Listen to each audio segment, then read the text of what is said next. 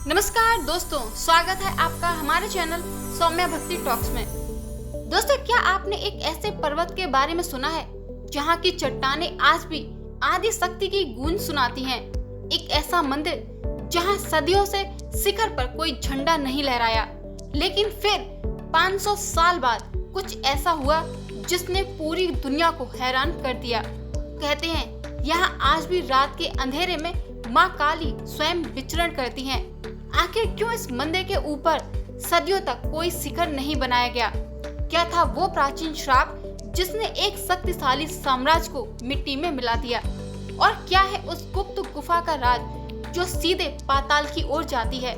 आज आप मेरे साथ चलिए एक ऐसी यात्रा पर जहां विज्ञान खत्म होता है और चमत्कार शुरू होते हैं। आज हम आपको लेकर आए हैं भारत के सबसे शक्तिशाली शक्तिपीठों में से एक कालिका माता मंदिर में। यह सिर्फ एक मंदिर नहीं है, बल्कि करोड़ों लोगों की आस्था का केंद्र और रहस्यों का एक ऐसा पिटारा है जिसे सुलझाने में सदियों लग गए। अरावली की ऊंची पहाड़ियों पर बसा ये मंदिर पावा यानी अग्नि का प्रतीक माना जाता है। आज के इस वीडियो में हम सिर्फ दर्शन नहीं करेंगे, बल्कि उस 500 साल पुराने रहस्य से पर्दा उठाएंगे कि क्यों इस मंदिर का शिखर सदियों तक टूटा रहा और कैसे प्रधानमंत्री नरेंद्र मोदी जी ने अपने हाथों से फिर से धर्म की ध्वजा फहराई थी। तो अगर आप भी इतिहास, रहस्य और भक्ति के इस अद्भुत संगम को देखना चाहते हैं तो इस वीडियो को एंड तक जरूर देखें। ये मंदिर माता के 51 शक्ति पीठों में से एक है। पौराणिक कथा के अनुसार यहाँ माता सती के दाहिने पैर का अंगूठा गिरा था, इसीलिए इस स्थान को अत्यंत जागृत और शक्तिशाली माना जाता है। पावा का अर्थ है अग्नि या हवा। माना जाता है कि यहाँ की पहाड़ी का निर्माण विश्वामित्र ऋषि की तपस्या के कारण हुआ था और यहाँ माता अग्नि रूप में विराजमान है। 15वीं शताब्दी में सुल्तान महमूद बेगड़ा ने पावागढ़ पर आक्रमण किया था और मंदिर के शिखर को खंडित कर दिया था। इसके ऊपर एक दरगाह बना दी थी। हिंदू शास्त्रों के अनुसार जब तक मंदिर का शिखर और कलश पूर्ण न हो, वहां ध्वज यानी झंडा नहीं फहराया जा सकता। इसी कारण 500 सालों तक इस मंदिर पर कोई झंडा नहीं फहराया गया। हाल ही में मंदिर का पुनर्विकास किया गया। दरगाह को आपसी सहमति से पास में स्थानांतरित किया गया और प्रधानमंत्री नरेंद्र मोदी जी ने 500 साल बाद यहाँ धर्म ध्वजा फहराई। मंदिर के शिखर में 3 मूर्तियां हैं। बीच में कालिका माता, दाईं ओर महाकाली और बाईं ओर बहुचरा माता विराजमान है।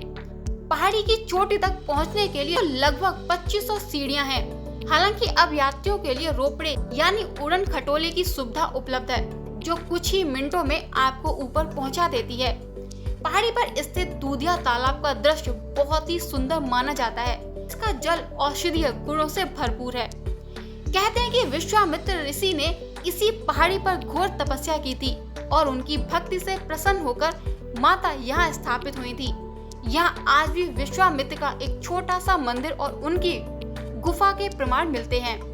स्थानीय निवासियों और पुराने पुजारियों के बीच ये मान्यता है कि हर रात जब मंदिर के कपाट बंद हो जाते हैं, तब भी मंदिर के अंदर से घुंघरू और पायलों की आवाजें सुनाई देती हैं।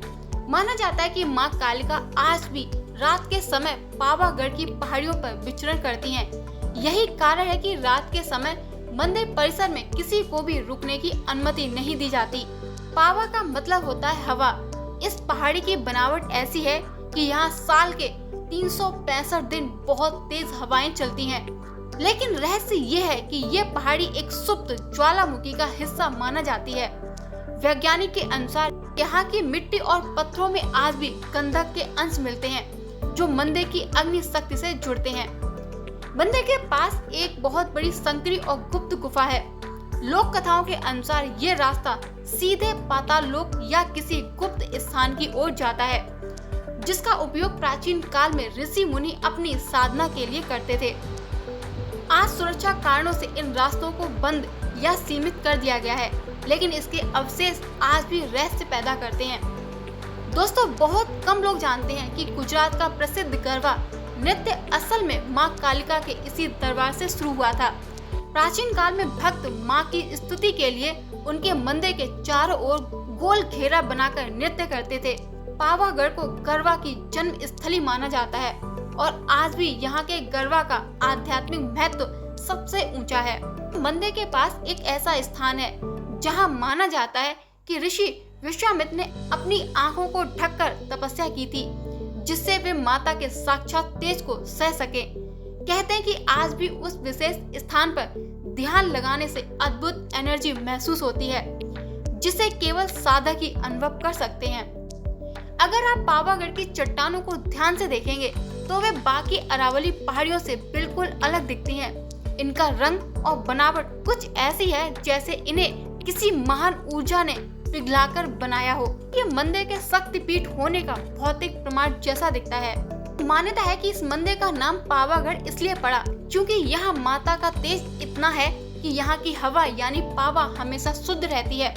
भक्तों का विश्वास है कि जो व्यक्ति सांस की बीमारी या मानसिक तनाव से जूझ रहा है, अगर वो पहाड़ी की तेज हवा में कुछ देर सांस ले तो माता उसकी बीमारियां दूर कर देती हैं। यह एक बहुत ही अनोखी मान्यता है। लोग मंदिर के पीछे या रास्ते में छोटे छोटे पत्थरों के घर बनाते हैं।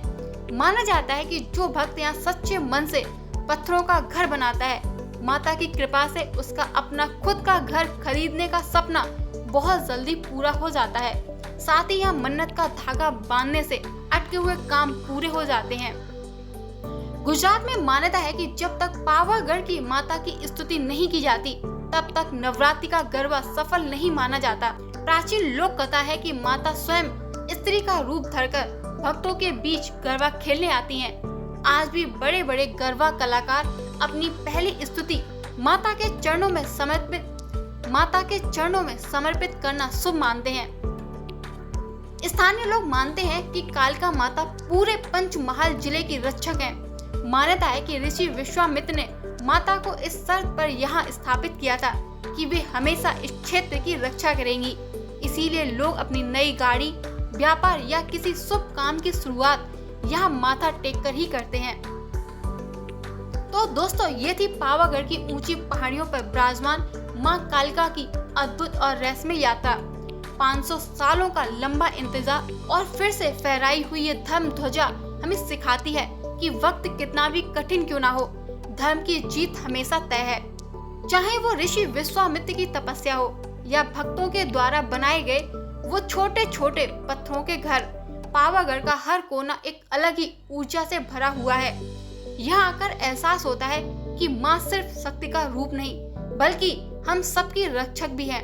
अगर आप भी अपने जीवन में नई शुरुआत करना चाहते हैं या मानसिक शांति की तलाश में हैं, तो एक बार माँ कालिका के इस दरबार में जरूर आएं। दोस्तों, उम्मीद है आपको पावागढ़ के इन अनसुलझे रहस्यों और मान्यताओं का ये वीडियो पसंद आया होगा। अगर आप भी माता के भक्त हैं तो कमेंट्स में जय माता दी जरूर लिखें और इस वीडियो को अपने परिवार और दोस्तों के साथ शेयर करें। चैनल को सब्सक्राइब करना ना भूलें, जिससे हम ऐसी ही और दिव्य यात्राएं साथ कर सकें। मिलते हैं एक और नई कहानी और एक नए सफर के साथ। तब तक के लिए जय माता दी।